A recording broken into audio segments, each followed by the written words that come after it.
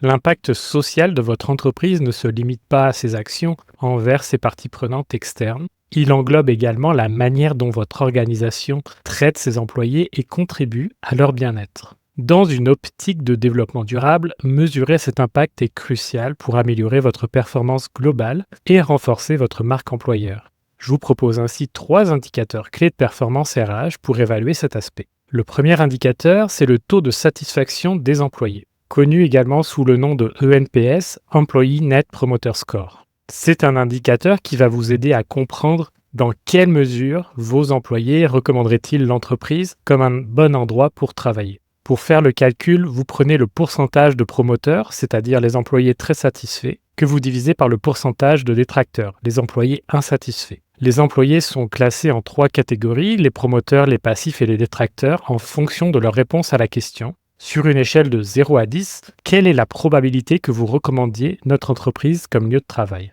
Un taux de satisfaction élevé indique que les employés se sentent bien dans l'entreprise et sont plus susceptibles d'être engagés, productifs et de rester à long terme. Ça aide à réduire la rotation et à attirer de nouveaux talents. Il faut quand même faire attention car le NPS est un indicateur de sentiment général. Il ne donne pas d'informations détaillées sur les raisons de la satisfaction ou de l'insatisfaction. Ça va être important de le compléter avec des enquêtes plus approfondies. Le deuxième indicateur, et là je triche un peu parce qu'en fait ce sont 2 indicateurs mais qui sont très similaires dans leur portée. On a d'un côté le taux d'absentéisme et d'un autre côté le taux de rotation du personnel. Ce sont de bons indicateurs pour évaluer simplement si vos employés sont présents au travail et s'ils restent dans l'entreprise. Ces indicateurs peuvent aussi vous aider si vous vous demandez s'il y a des signaux de problèmes de bien-être ou d'engagement parmi vos employés. Pour calculer le taux d'absentéisme, vous prenez le nombre total de jours d'absence sur une période donnée que vous divisez par le nombre total de jours travaillés théoriques sur la même période. Pour le taux de rotation, vous prenez le nombre de départs sur une période donnée que vous divisez par l'effectif moyen sur la même période. Ces indicateurs sont importants car d'un côté, un taux d'absentéisme élevé peut signaler un mal-être au travail, un manque d'engagement ou des problèmes de santé. D'un autre côté, une forte rotation va être coûteuse en recrutement et en formation. Ça peut aussi indiquer des problèmes de culture d'entreprise ou de conditions de travail. Encore une fois, ces taux sont des indicateurs quantitatifs qui ne disent pas pourquoi l'absentéisme ou la rotation sont élevés. Des analyses plus qualitatives, comme des entretiens de départ, des enquêtes, seront nécessaires pour comprendre des causes profondes. Et le troisième indicateur, c'est l'indice de bien-être au travail.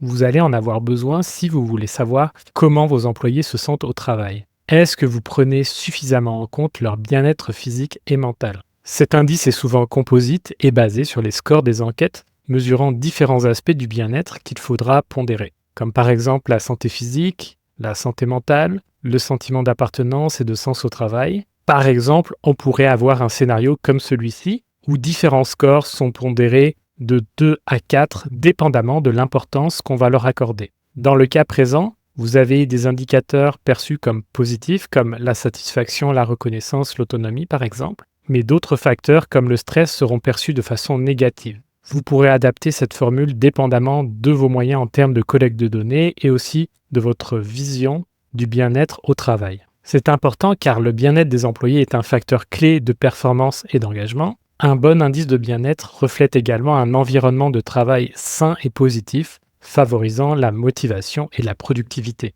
Il faut quand même faire attention à la subjectivité des réponses aux enquêtes. Il faudra donc être très rigoureux dans votre méthode d'enquête. Il va être important de poser des questions claires et précises et également d'assurer l'anonymat pour obtenir des réponses sincères. Et pour maximiser l'intérêt de cet indice, il devra être suivi dans le temps pour observer les tendances et l'impact des actions mises en place. Pour conclure, ces 3 indicateurs vous offrent une vision complète de l'impact social de l'entreprise sur ses employés. Bien sûr, vous pouvez développer vos propres indicateurs pertinents à votre contexte précis, comme notamment pour mesurer l'équité salariale ou le niveau de diversité et inclusion. En suivant ces indicateurs, vous pourrez identifier les points d'amélioration, mettre en place des actions ciblées et construire un environnement de travail plus sain, durable, engageant et performant pour tous.